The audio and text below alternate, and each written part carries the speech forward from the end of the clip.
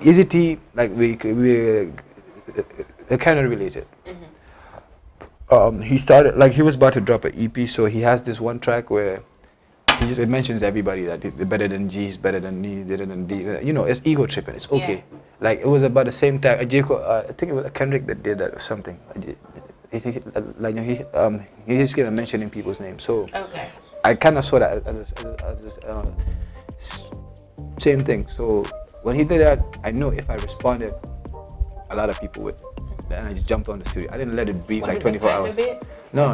Okay. It was the Pakanyaribor. Okay. Yeah. I heard about that. So I jumped on it less than 24 hours. I jumped on it, but it was more like not a diss, but I'm a lot more here and there. Yeah. So everybody jumped on it. I kind of, made a few words. I'll let you do fee, whatever. And then another person come. Everybody was getting. Bilal, my favorite Gambian artist. Yeah, I think basically was part of it. Everybody came on it. But then, it was a friendly spot. Like, when you box, like, but they knew that it was a friendly spot. Yeah, it was a friendly spot. But then, Mike had a problem with, like, Lil Arms and Rupee Maze in them. Yeah. So when they came on it, instead of jumping on Izzy, they went to attack on Mike. Wow. Yeah, so Mike, instead of saying something back at them, he come back at me. Wow. And he even mentioned, like, your daughter. Yeah, like sticking his dick inside my daughter's mouth, which was very disrespectful. Yeah, so I didn't. So I kind of did something on that. I just did like one, like we were going back. How old is your daughter? My daughter was turning 10. 10, and Mike have the nerves to say that hash word to you? Well, I think he realized like it was wrong, because at the end of the day, with all the work he put in, like that was the reason why he didn't get on the on the open mic. Open mic festival, because they feel if they let that go, it's gonna go on. I think he needs to structure his music more on touching on topics than Mafidahara, Mali, DDD. Just like ego tripping. You don't base your music on ego tripping. A different example, he started as ego tripping, but he started making tracks about about issues and stuff like that. So that's what we term as a good rapper. You could touch on topics. Like you could spit without even mentioning other rappers. Like, you could do so that is the way it's supposed to go. Right. Like with Tsmallz, our beef started when I was doing a mixtape. I didn't even know Tsmallz then. Like it was me and Uz that were doing a mixtape, and we started hearing, there's this guy called Tsmallz that, he's doing his thing. So I was getting everybody on the mixtape. So I called Tsmallz to come and his clan, like them Town 50. No, I called Tsmallz to come in, like so that we could do a track. So whilst we were writing, imagine me, Ace, Bars, and then we're writing to the song, and then he said he's not gonna write, he's just gonna come and spit.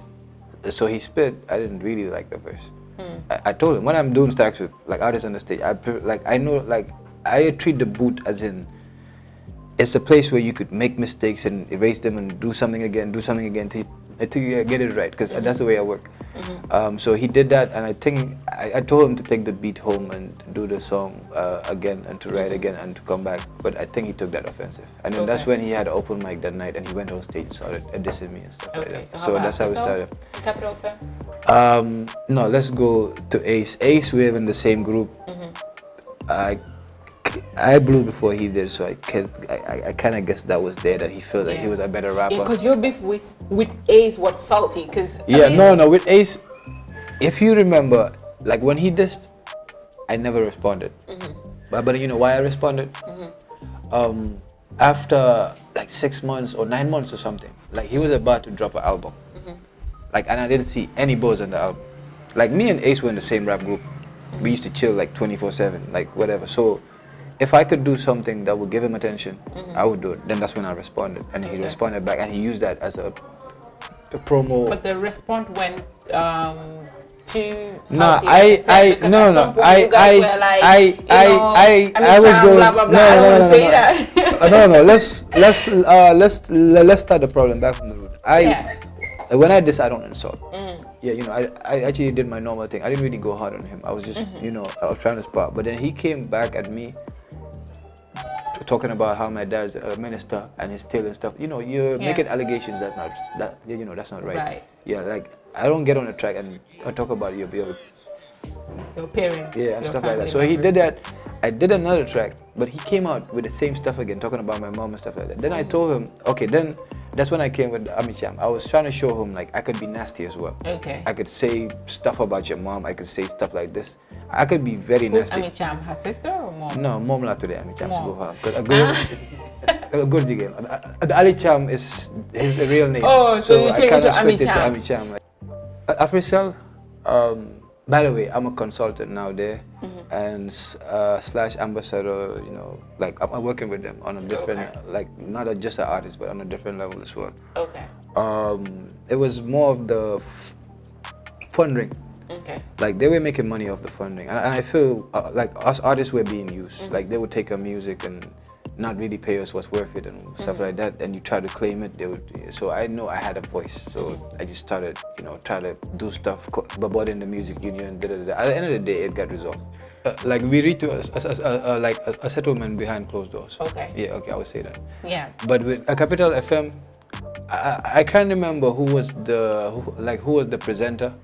But you know, like as a presenter like you, like you know, before you get on set, like you do your homework. Yeah. You do your homework, you do your research.